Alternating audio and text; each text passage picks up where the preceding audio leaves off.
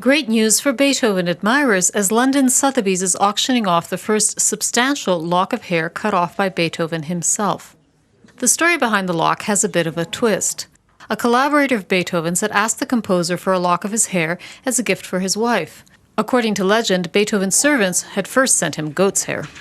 And at that time, this man, Anton Halm, was doing some work arranging one of Beethoven's pieces. And when he'd finished it, he took the manuscript and the lock of hair for Beethoven to see. And Beethoven was outraged because he knew that this hair wasn't from him.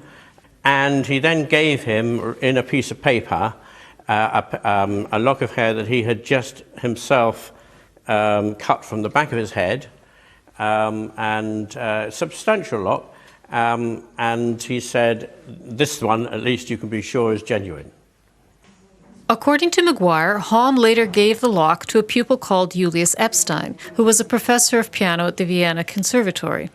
Locks of famous people's hair, a common collector's item in the day, were often divided into a few strands as they were handed down.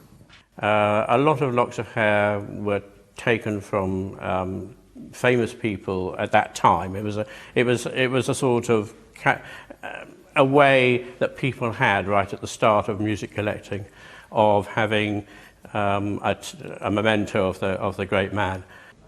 It doesn't come cheap, though. The lot is estimated at £15,000 sterling, a price expected to rise even more during the auction.